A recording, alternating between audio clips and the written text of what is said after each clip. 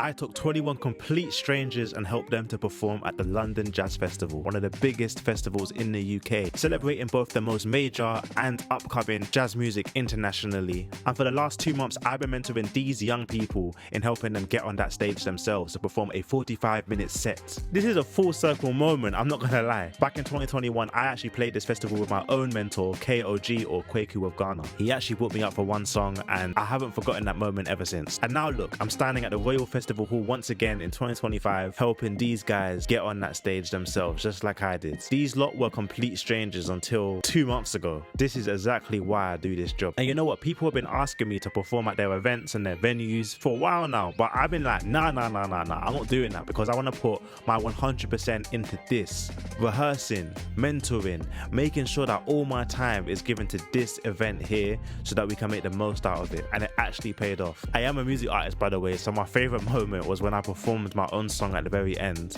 and the whole crew, unplanned, came on stage and celebrated the last song with me. I didn't know they were coming out and I got to perform my verse while they were all at my side and it was really nice. I wasn't expecting it at all.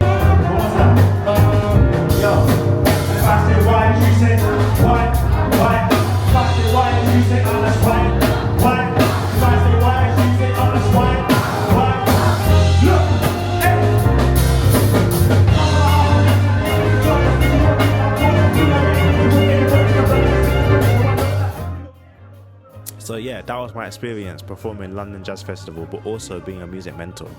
Guys, if you don't know, I'm a music artist called T. Peters and I run a music program in the UK that helps young people, 16 to 25-year-olds, level up and get more confident in the music industry. So when I level up in music, they also level up. That's what I'm doing right now and I'm really enjoying it. It's a really purposeful side of music that I never really thought I would do when I started making music. Not at all.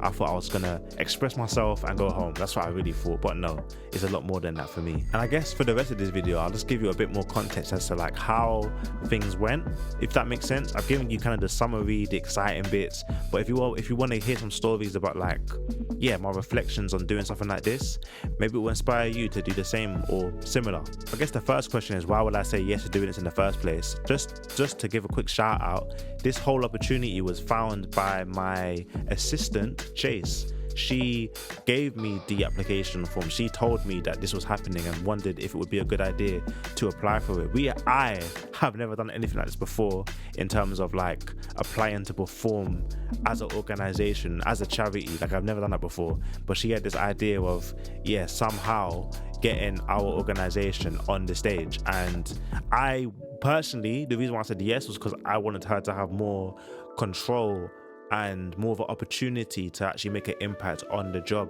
You know, when you're an assistant, sometimes it feels like you're just following your manager around everywhere.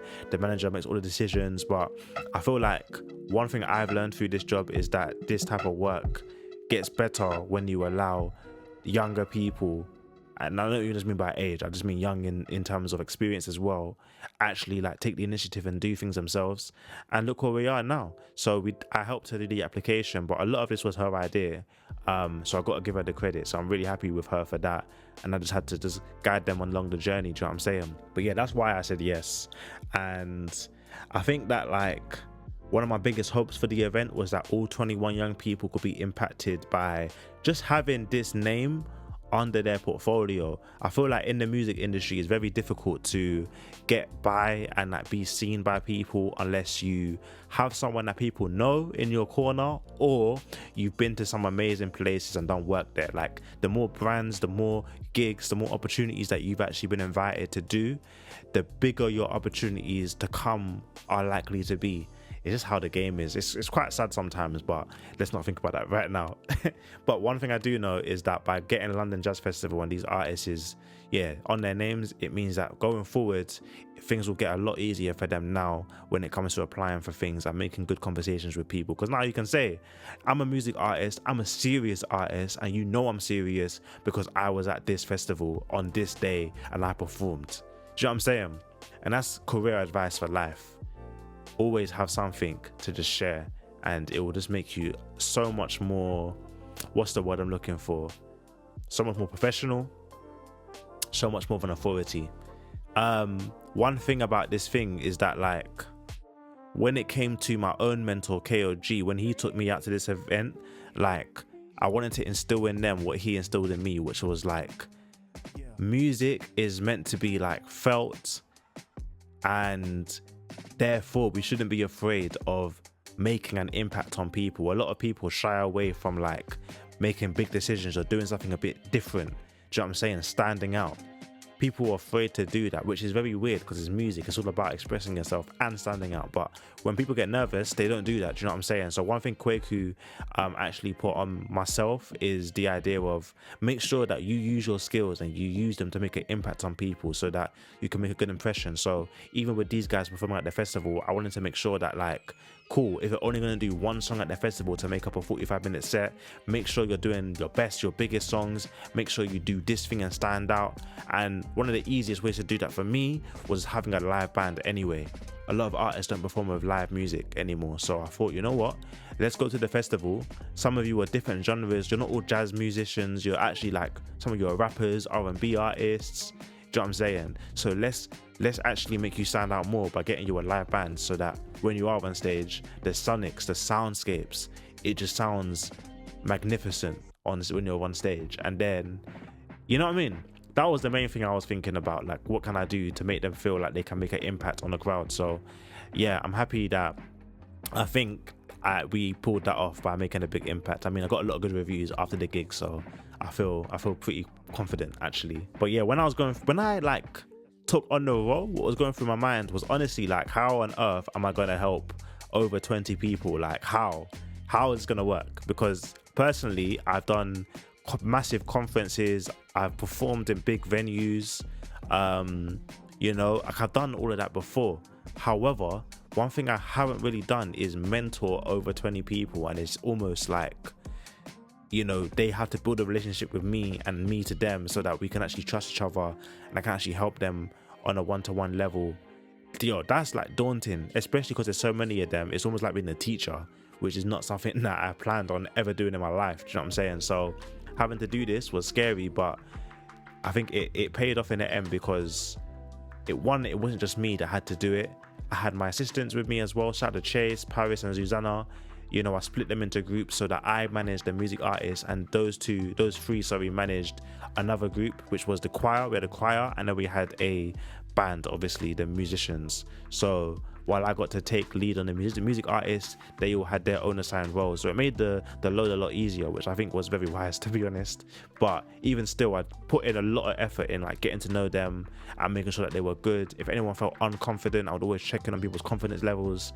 And I think it really, for that reason, I'm really happy. I really tried to like incorporate them into my life somehow. Even though like my job is my job, I kind of purposely blurred the lines this time.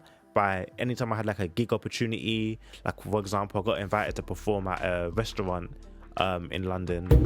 I got a business pitch for Alan that shouldn't end up in his boredom. I've been bored just primarily doing that massive deal. It's important, quote unquote, I'm awesome sauce. I get to the cool music force. When I got like I'm playing football. Hitting on the net till they go viral. I'm master quality like Bible. Master the flow, they coming like water, stream like tea. People think that I do it with ease. But if hours and hours were easy, everyone would be elite. Trust me, I'm a trusty, and it's been all about things on me. I'm on the good time, I'm on the day the truth. Full of rap, so everybody show they play my tunes. That's why everybody here will have booked me. I take this serious, not loosely. Come and show me the blue shoe. Why do K.O.G regard with me? I'm in the street fight over the vision. They run to my verses like John Lee. Hey, Police Kitchen, what does that we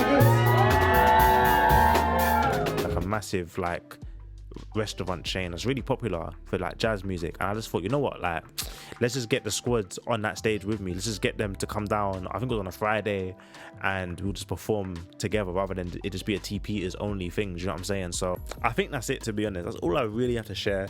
One of my favorite moments though, I've shared, which was that moment on stage. Other ones include seeing the artist perform for the first time. If I got clips of those, I will put them on the screen as well. Cause I wouldn't mind showing some of those performances. They were really good. If not, fair enough, innit? Maybe you can follow all the artists. I'll try and put them all in all their Instagrams and stuff in the description. If you want to check out some new music, then you've got potentially up to 21 new music artists to listen to in 2026. Obviously, but they might not all have social medias in it. So if that's the case, then I can't do it. But generally speaking, everything I will put, yeah, you've got a lot of potential talent to look out for at least, and hopefully maybe if they want to, they can tell the story about how they did London Jazz Festival with T. Peters and Wired for Music. It was really a fleeting experience. Like, sometimes when you're on stage and you see all this love and experience, you still have to wake up in the morning to the same thing, which is just the world and how mad it is. So when I think about that, it makes me think of why I even do what I do, which is make music the way I make music. I make music that's like a slice of life. Like, it is relatable vibes that actually just speak to what we're actually going through. And I'm working on an album right now called Into Light, and it's all about the idea of the process, not the destination, the process of going from darkness and into light, which is kind of that idea, however you want to take it. But it's the idea of basically not knowing anything and finally coming to know something, and that thing giving you purpose. But you know what's mad about the project? It's not about being overly positive. It's not about saying, yeah, I'm the best or everything's good now. It's about how hard and how normal the process is. And I hope that comes across in the music. It makes it, yeah, you know, the process is exciting, it's scary, it's hard. And I feel like, yeah, my album, it kind of encapsulates that. Right now, I put the album into early access, which is a gaming term for basically saying that the project will come out, it's out, it's accessible, but it's not finished, it's out early.